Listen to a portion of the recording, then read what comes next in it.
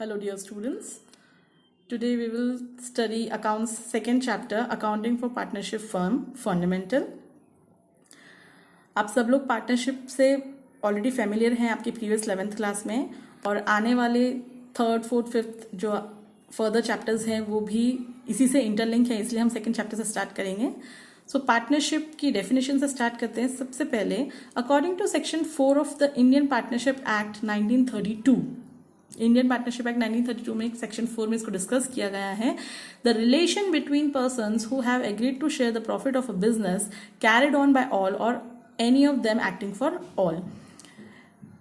Definition कहती है कि ऐसे लोगों का रिलेशन जो एग्री करते हैं एक बिजनेस, जो उनके द्वारा एक बिजनेस चलाया जा रहा है उसके प्रॉफिट को शेयर करने के लिए जब वो एग्री करते हैं, चाहे वो बिजनेस वो सब व्यक्ति चलाए या उनके द्वारा कोई एक व्यक्ति उसको रन करे, उसको ऑपरेट करे, यही रिलेशन जो है क्या कहलाता है? पार्टनरशिप कहलाता है. इस ऐसे लोगों का रिलेशन जो कि एग्री करते हैं, किस लिए क्या एग्री करते हैं? प्रॉफिट को शेयर करना एग्री करते हैं. किसका प्रॉफिट? बिजनेस, उस बिजनेस जिसमें उन सबने अपना पैसा लगाया है और जो वो रन कर रहे हैं, ऑपरेट कर रहे हैं, उस बिजनेस को चाहे वो सब चलाएं, चाहे उनके द्वारा किसी एक व्यक्ति के द्वारा चलाया जाए, लेकिन जो भी प्रॉफिट वो अर्न करेंगे वो सब में according to their discussed ratio वो उनको डिवाइड किया जाएगा.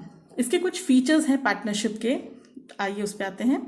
सबसे पहला पॉइंट है agreement. The first essential thing, there must be an agreement for partnership. Partnership में एक एग्रीमेंट होना बहुत ही आवश्यक है, बहुत ही जरूरी है, एसेंशियल है. अगर आप एग्रीमेंट नहीं करते हैं, कॉन्ट्रैक्ट नहीं बनाते हैं, तो पार्टनरशिप नहीं कहलाएगी. इसलिए सबसे पहला काम है पार्टनरशिप में एग्रीमेंट बनाना. इस एग्रीमेंट को हम पार्टनरशिप डीड कहते हैं. इस पार्टनरशिप डीड में सारे रूल्स और रेगुलेशंस जो होते हैं, पार्टनरशिप से संबंधित जितने भी रूल्स होते हैं, जो भी उनके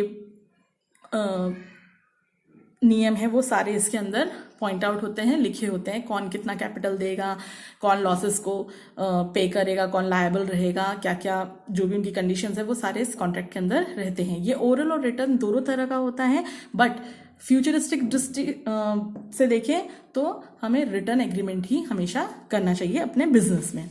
सेकेंड पॉइंट है नंबर ऑफ पार्टनर्स. कितने पार्टनर्स एक पार्टनरशिप फर्म में होने चाहिए? तो कम से कम 2.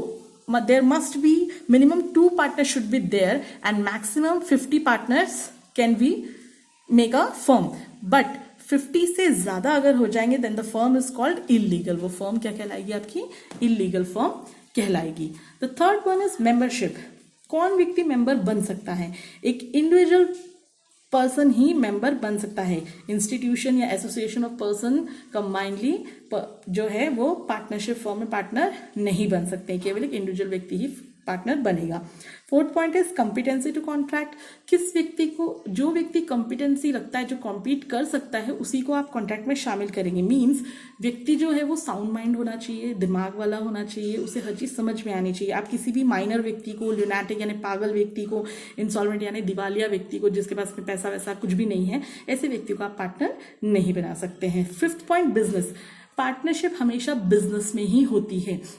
फॉर एग्जाम्पल किसी भी आपका फ्रेंड अगर टिफिन लाता है और 2 व्यक्ति उसको अगर फिनिश करते हैं, तो ये लंच बॉक्स को फिनिश करने में उनकी पार्टनरशिप हुई, लेकिन यहाँ पर वो कोई प्रॉफिट शेयर नहीं कर रहे हैं उसका. इसलिए लीगल वे में ये कोई पार्टनरशिप नहीं है. इसलिए बिजनेस होगा तो ही पार्टनरशिप लीगल कहलाएगी, एल्स पार्टनरशिप नहीं होगी. बिजनेस में आपके ट्रेड, ऑक्यूपेशन और प्रोफेशन ये सारे आते हैं और ये लीगल होने चाहिए. 6th पॉइंट है आपका शेयरिंग प्रॉफिट.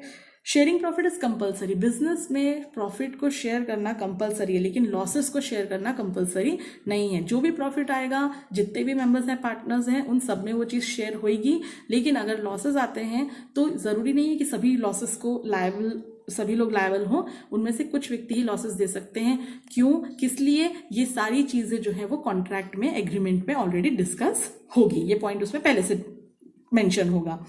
7th पॉइंट है आपका carrying on business. Carrying on business में जरूरी नहीं है कि अगर 4 या 5 लोग पार्टनर्स बने हैं तो वो सबके सब उस बिजनेस को देखेंगे. ऐसा कोई जरूरी नहीं है. मे भी हो सकता है कि 2 लोगों ने केवल इन्वेस्टमेंट किया है तो भी वो उसमें पार्टनर कहलाएंगे. वो बिजनेस को देखने नहीं आते हैं, अपना दूसरा वर्क करते हैं, but they may call a partner, और उनकी जगह पर कोई दूसरा व्यक्ति भी उस बिजनेस को रन कर सकता है जो कि खुद एक पार्टनर है।